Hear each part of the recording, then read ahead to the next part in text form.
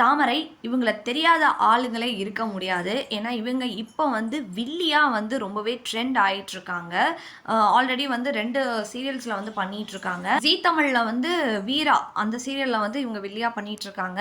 அதில் தான் வந்து இவங்கள ரொம்பவே திட்டுறாங்க அப்படின்னு சொல்லி அவங்க இன்டர்வியூலே வந்து சொல்லியிருந்தாங்க. இவங்க இப்போ வில்லியா தான் ஃபேமஸு. ஆனால் இன்டர்வியூவில் பார்த்தீங்கன்னா இவங்க வந்து அவ்வளோ தங்கம் அப்படின்னு சொல்கிற அளவுக்கு அவ்வளோ ஒரு பொறுமையாக நிதானமாக வந்து பேசுகிறாங்க. சொல்லப்போனால் தமிழ், அதாவது ஸ்வேதா சிஎம்மில் வந்து ஹீரோயினாக பண்ணிகிட்ருக்காங்களே, அவங்க பார்த்திங்கன்னா அவங்க கூட ரொம்ப ஒரு க்யூட்டாக பண்ணுறேன் அப்படின்ற மாதிரிலாம் வந்து பண்ணுவாங்க.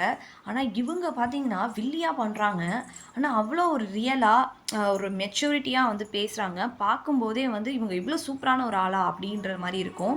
இவங்களை பற்றி உங்களுக்கு தெரிஞ்சுக்கணும்னா நீங்கள் போய் இன்டர்வியூ செக் பண்ணுங்கள். இவங்க உண்மையான பேர் பார்த்திங்கன்னா சங்கவி ராஜேந்திரன். இவங்க இன்ஸ்டாகிராமில் அவங்க போடுற வீடியோஸ் கூட பார்த்திங்கன்னா எல்லார் கூடயும் அவ்வளோ ஒரு ஃப்ரெண்ட்ஷிப்பாக வந்து இருப்பாங்க. ரீல்ஸ்லாம் வந்து பண்ணுவாங்க டான்ஸ் பண்ணிவிட்டு. அந்த கோ ஆக்டர்ஸோடு அவங்க பண்ணுற விஷயங்கள்லாம் வந்து அவ்வளோ அழகாக இருக்கும். இவங்களாம் வந்து இந்த கேரக்டர் பண்ணுறாங்க அப்படின்ற மாதிரி இருக்கும். முக்கியமாக நான் சொன்னேன் இன்டர்வியூவில், அதில் வந்து அவங்க சொல்லியிருப்பாங்க, எனக்கு வந்து இந்த சீரியல்ஸ்லலாம் பண்ணணும் அப்படின்றது தான் ஆசை. அவங்க வந்து ஹீரோயினுக்கு தான் நிறையா ட்ரை பண்ணியிருக்காங்க. ஆனால் பட் அவங்களுக்கு வந்து சான்ஸ் வந்து கிடைக்கலையாம். வில்லி தான் வந்து கிடச்சிச்சு. ஆனாலும் அவங்க சொன்ன விஷயம் என்னென்னா ரொம்பவே மெய் சிலிர்க்க வச்சிருச்சு. அதாவது வில்லியாக பண்ணாலும் எனக்கு ஏதாவது ஒரு விஷயம் பண்ணணும். அவங்க வந்து ஐடியில் வந்து ஒர்க் பண்ணிகிட்டு இருந்திருக்காங்க. அந்த டைமில் தான் இது கிடச்சிருக்கு. ஸோ நான் பண்ணிகிட்டு இருந்தேன். திரும்பவும் எனக்கு வாய்ப்பு வந்து கிடைக்காம இருந்துச்சு. அப்புறம் என்னை வில்லியாக வந்து கூப்பிட்டாங்க. ஓகே சூப்பர், நமக்கு ஏதோ ஒரு வாய்ப்பு கிடைக்கிதுல, நம்ம பண்ணுவோம் அப்படின்னு சொல்லியிருந்தாங்க. இன்னொன்று தமிழையுமே அவங்க என்ன சொல்லியிருந்தாங்கன்னா, இப்போ வந்து நல்லா குட்டியாக இருந்தாலும் சரி, பிளாக்காக இருந்தாலும் சரி, இந்த அப்பியரன்ஸ்லாம் வந்து பார்க்காம வந்து சூப்பராக வந்து எடுத்துக்கிறாங்க. அதுவே ஒரு பெரிய கான்ஃபிடென்ட் வந்து எங்களுக்கு கொடுக்குது.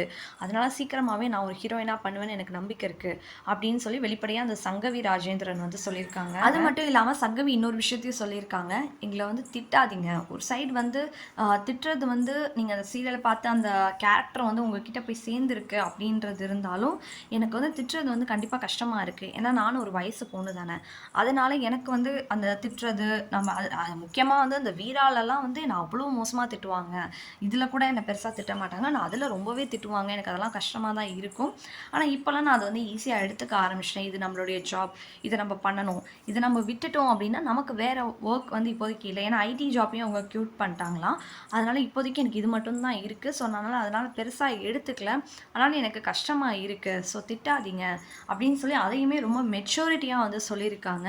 ஸோ இவங்க தாமரையோட நல்ல குணம் வந்து யாருக்குமே தெரியாதுன்ற மாதிரி ஆயிடுச்சு. அவங்க இன்டர்வியூ பார்க்கும்போது அவ்வளோ சூப்பராக ஒவ்வொரு விஷயத்தையும் மெச்சூரிட்டியாக ஹேண்டில் பண்ணி வந்து பேசியிருப்பாங்க. இவங்களுக்கு வந்து இன்னும் வந்து மேரேஜ் வந்து ஆகலையாம். ஸோ வந்து இவங்களோட கனவே வந்து ஏதாவது ஒரு சீரியலை வந்து பாசிட்டிவாக நம்ம வந்து பண்ணணும், பாசிட்டிவான ரோல் பண்ணணும், அதுக்கப்புறம் தான் மேரேஜ் அப்படின்ற ஐடியாலலாம் இவங்க இருக்காங்களாம். ஸோ இவங்களுடைய நல்ல குணத்துக்கு நாடகத்தில் வில்லியாக இருந்தாலும் நிஜத்தில் இவங்க தங்கம் தான்.